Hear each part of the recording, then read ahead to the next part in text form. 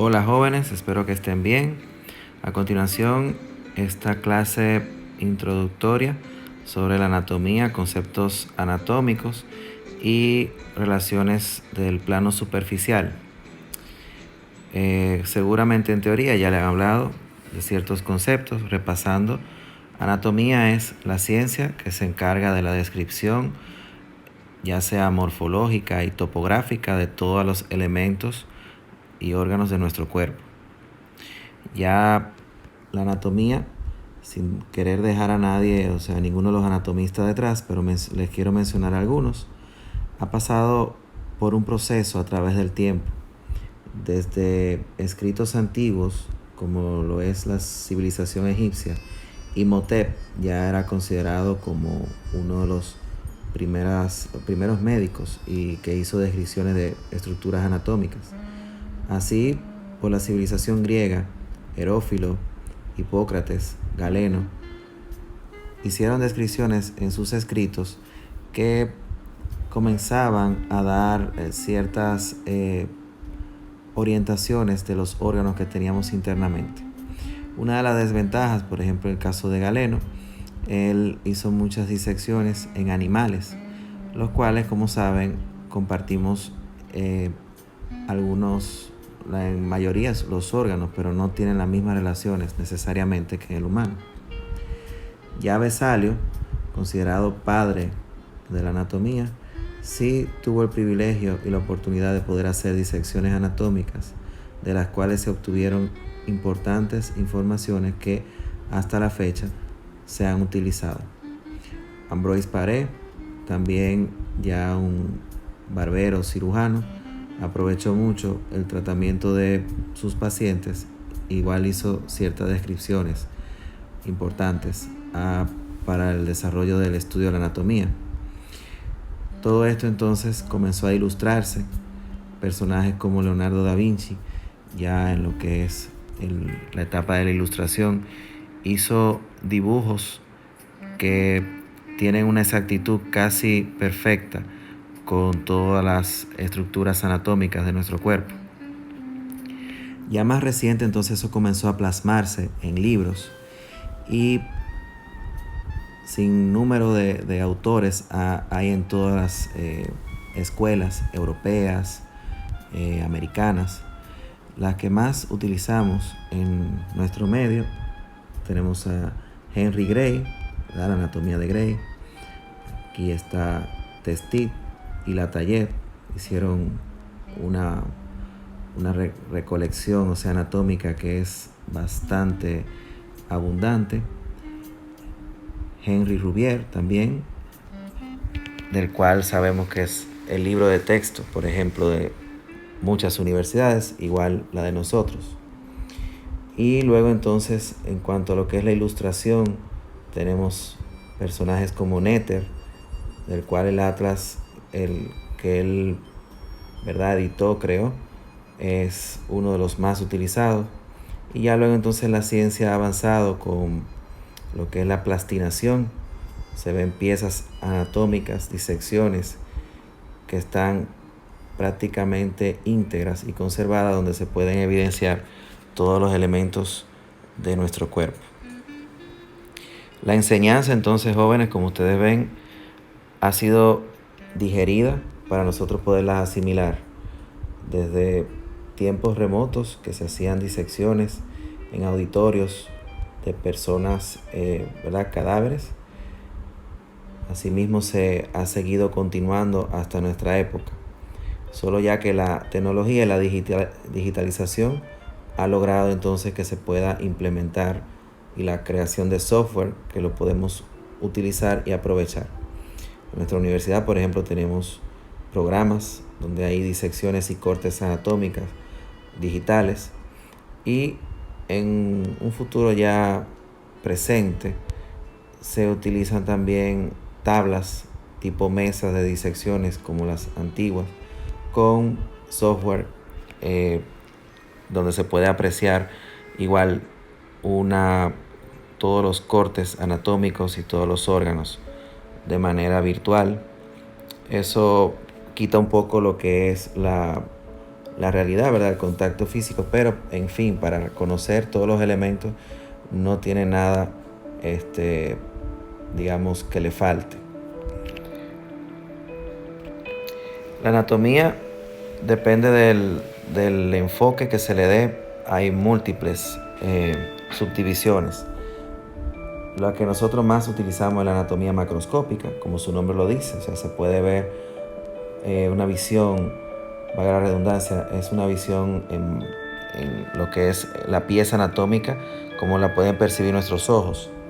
Está también la anatomía microscópica, donde, como su nombre lo dice, o sea, ya se ve la constitución celular de esa estructura. La anatomía descriptiva también es la que más utilizamos. Decimos la forma, la disposición, a qué se asemeja. Topográfica, ahí decimos la relación, dónde está ubicado, con qué se relaciona. Anatomía funcional y aplicada van de la mano también. Se hace mención en ciertos momentos de en qué sirve, en qué funciona ese elemento anatómico que estamos estudiando y cómo se aplica a nuestra realidad. La anatomía siempre ha buscado, asimismo como el ser humano en esencia es igual, asimismo se ha buscado la manera de que haya un mismo idioma para el estudio de la anatomía. De ahí entonces vienen las terminologías y nóminas anatómicas.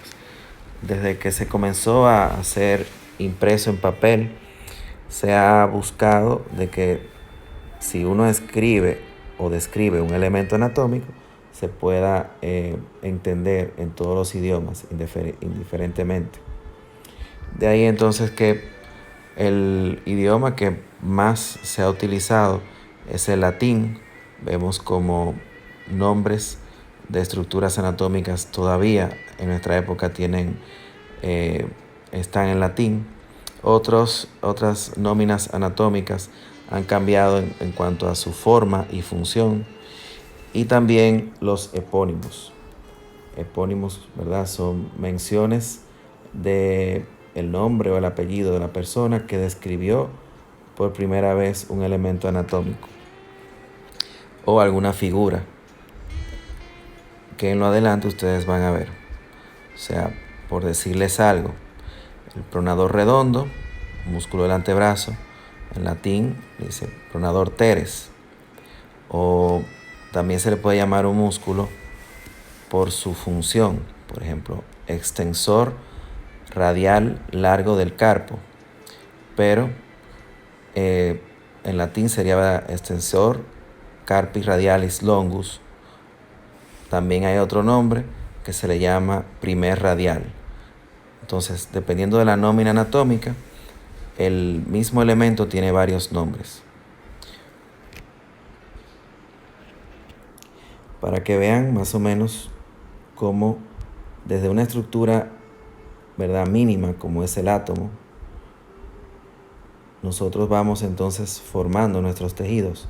El átomo, ¿verdad?, la partícula más pequeña que contiene todas las moléculas, ¿verdad? El átomo, al reunirse, forma moléculas.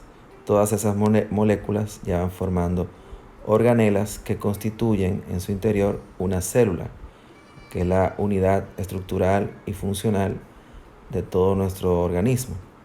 La reunión de todas las células forman tejidos.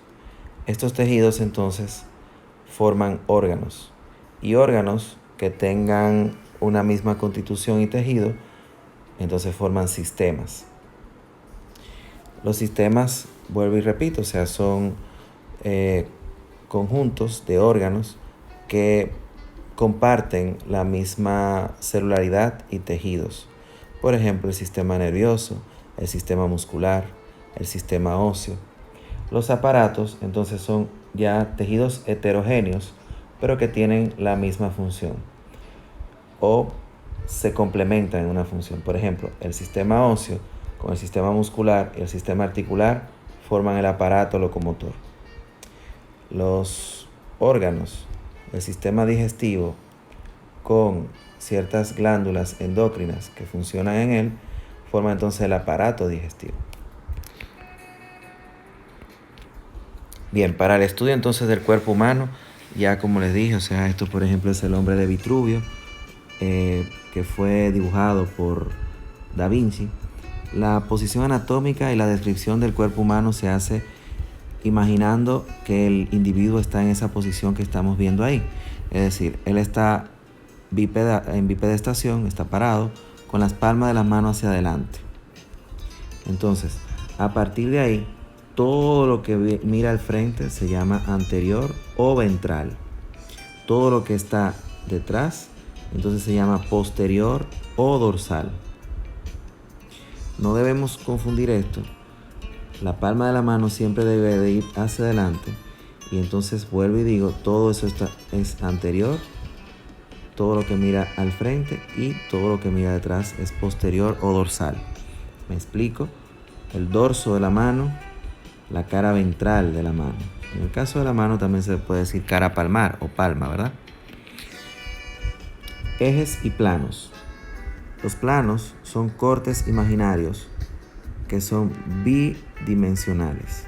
Los ejes son unidireccionales. Por ejemplo, yo puedo decir, voy a examinar, voy a describir la cabeza en su eje longitudinal o en su eje horizontal o transverso. Ahora, los planos son cortes bidimensionales. Yo puedo decir, voy a cortar el cuerpo humano en un plano frontal.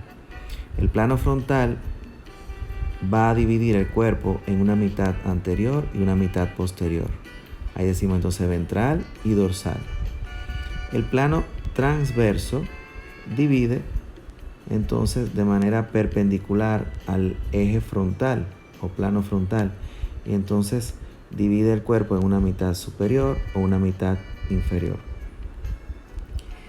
Hay un plano que va por todo el medio del cuerpo, se llama plano medio o plano sagital. Este plano entonces divide en dos hemicuerpos, uno izquierdo y otro derecho. Yo puedo decir, en el plano sagital del cráneo encontramos, por ejemplo, una sutura, que es la sutura que lleva ese mismo nombre, la sutura sagital. Bien. Estos son un poco más de lo que estamos hablando. Aquí en morado es el plano sagital o plano medio.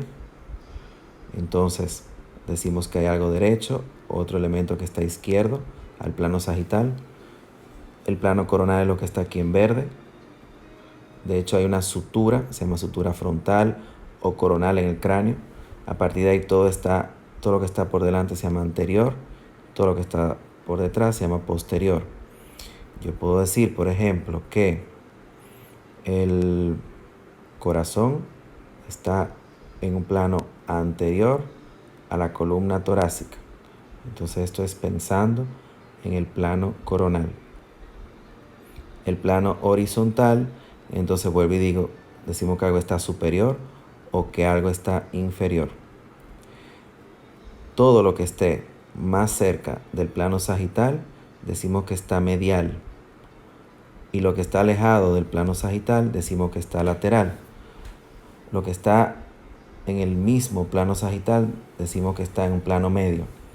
Por ejemplo, yo puedo decir que la nariz está en el mismo plano medio, porque está en el mismo medio del cuerpo, está en el mismo plano sagital. Puedo decir entonces que los ojos están laterales a la nariz, es decir, el ojo está más alejado del plano sagital que la nariz. Pero también puedo decir que el ojo está medial a la oreja. O sea, yo sé ya a partir de ahí que el ojo está más cerca al plano sagital que las orejas o los oídos. Yo puedo decir que el vaso está lateral al riñón. Un ejemplo. También puedo decir que el corazón está medial a los pulmones, es decir, que está más cerca a la línea media. Puedo decir que el corazón está superior al diafragma y que está posterior a lo que es el esternón. Entonces todo esto es aplicando estos planos y entonces ya inmediatamente sin yo necesariamente tener que ver, yo puedo entender la situación anatómica de eso que me están describiendo. Todo lo que está cerca del extremo más superior del cuerpo se llama craneal o cefálico o proximal. Todo lo que está más cerca del extremo inferior del cuerpo se llama distal o caudal. Yo puedo decir que la mano está caudal al codo, pero el hombro está craneal o proximal al codo. Todo lo que está más cerca de la cabeza, proximal; todo lo que está alejado, distal. Igual, puedo decir, como le dije, lo que es medial y lateral. Zonas del cuerpo se pueden describir: la zona de la cabeza, la zona del ojo se le llama zona orbitaria, zona de la boca, zona oral. Por ejemplo, el brazo se llama zona braquial, área braquial. El antebrazo, antebraquial. La región del muslo se le llama región crural. La región de la pierna se le llama región sural. Región torácica o pectoral. Región abdominal.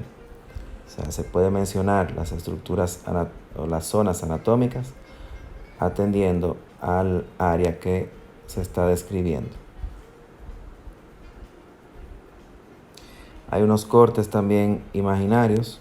Por ejemplo, si estás paralelo al plano sagital, se le puede decir un corte o un plano paramedial, o aquel que es oblicuo. El plano oblicuo, ¿verdad?, es un plano inclinado. Aquí esto también representa el plano coronal, como divide una mitad anterior y una mitad posterior. Les quiero describir también algunas cavidades del cuerpo, y esto también nos va a ayudar a orientarnos. La anatomía, por estas divisiones de los espacios corporales, nos permite identificar inmediatamente, sabiendo del espacio que nos estamos refiriendo, nos permite pues entonces pensar en qué órgano puede estar afectado. La región torácica se extiende desde el diafragma, el músculo diafragma, hasta la base del cuello, hasta las clavículas. Sabemos que está limitado delante por el esternón y las costillas, a los lados igual por las costillas y detrás por la columna vertebral. Entonces, hay un espacio que está por delante limitado por el esternón, las costillas; a los lados está limitado por los pulmones y detrás por la columna vertebral. Este espacio se llama mediastino. El mediastino entonces está dividido, si lo vemos en un plano sagital, ¿verdad?, utilizando la terminología que acabamos de describir, un plano sagital o lateral. Entonces está dividido en un mediastino anterior, aquel que va desde el esternón hasta el pericardio, ¿verdad?, que envuelve el corazón, mediastino anterior. Mediastino medio, aquí va, o tomamos de referencia principalmente el corazón, va desde la cara anterior del corazón hasta el extremo más posterior. Eso es mediastino medio. Y el mediastino posterior entonces va desde donde nos quedamos, desde el extremo más posterior del corazón hasta la columna vertebral. Entonces, al ver cualquier lesión o afectación, imaginemos un tumor que está en mediastino anterior, entonces yo, al ver un estudio, una tomografía, y veo que algo está creciendo en el mediastino anterior, pues ya yo, sabiendo que está en ese espacio torácico, solamente identifico o recuerdo los elementos anatómicos que están ahí. Por ejemplo, en el niño o en algunas personas anormalmente persiste el timo, están músculos de la región y la pared torácica. Un ensanchamiento del mediastino medio generalmente se asocia a alguna afectación del corazón, y alguna alteración del mediastino posterior tenemos, por ejemplo, el esófago y los grandes vasos. Entonces, un ejemplo, yo puedo decir, tienes que dirigir, un ejemplo, una aguja directo hasta el mediastino anterior, proximal o cefálico al corazón. Entonces, por lo que estamos hablando, Más o menos nos estamos refiriendo a esta área. Entonces, el mediastino. La región abdominal también está dividida en 9 cuadrantes. Estos 9 cuadrantes se van a trazar unas líneas, dos básicamente, longitudinales que van desde la línea media clavicular hasta la espina ilíaca anterosuperior. La línea media de la clavícula hasta la espina ilíaca anterosuperior. Dos líneas horizontales, una que van desde una espina ilíaca anterosuperior a otra y otra que va desde el reborde inferior de las costillas al otro. Ahí entonces tenemos estos 9 cuadrantes. Los que están en el plano medio, en el plano sagital, terminan en el sufijo gástrico, gastrio o gástrico. Está en relación con la región del gáster, del estómago. El que está arriba se llama epigastrio, el que está en el medio se llama mesogastrio y el que está por debajo se llama hipogastrio. A cada lado, entonces, ya lateral a estos planos que están mencionados, tienen el mismo nombre en par, solamente que se tiene que indicar si es derecho o si es izquierdo. Aquel que está por encima de la línea horizontal superior y lateral a la línea vertical se llaman hipocondrio. Hipocondrio derecho, hipocondrio izquierdo. Aquellas líneas que están laterales a las líneas verticales, pero están entre las dos líneas horizontales, se llaman flanco. Flanco derecho, flanco izquierdo. Y aquellos espacios que están entonces por debajo de la línea horizontal inferior y lateral a la línea vertical se llaman fosas ilíacas. Fosa ilíaca derecha, fosa ilíaca izquierda.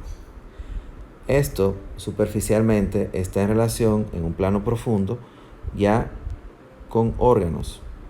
Usted, por ejemplo, conociendo esta división imaginaria, usted con propiedad puede decirle, usted médico de emergencia, un ejemplo, puede decir a un cirujano: doctor, tengo un paciente que se ha presentado con dolor en la fosa ilíaca derecha.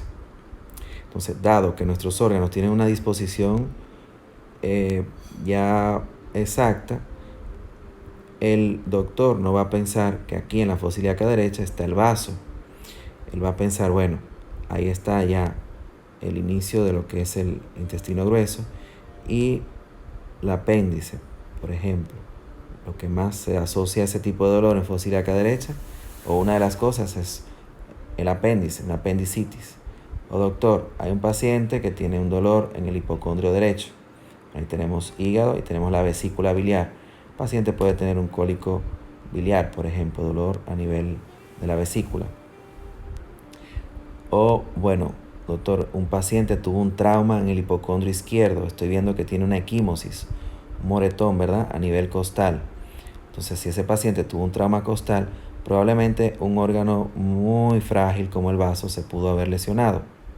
Un paciente, por ejemplo, que tenga un dolor a nivel de mesogastrio intenso, debemos de pensar en el páncreas, que está detrás de todos estos órganos que están aquí. Entonces, de igual manera, todos los órganos, vuelvo y digo, tienen cierta disposición ya que está preconocida, y con estos espacios imaginarios podemos delimitar qué es y qué no es. Si vemos entonces el individuo de espalda, el área donde están los flancos se le llama entonces región lumbar derecha, región lumbar izquierda, que ahí principalmente lo que hay, además de los músculos, son los riñones. Doctor, este paciente tiene un dolor en la región lumbar derecha que se extiende hasta el flanco derecho. Probablemente estamos hablando de un cólico renal. Entonces, a partir de esto que hemos hablado, hemos iniciado con lo que es, vuelvo y repito, la terminología anatómica y la división en planos anatómicos. En la próxima vamos entonces a introducirnos ya con lo que es el sistema óseo. Sigan bien y hasta la próxima.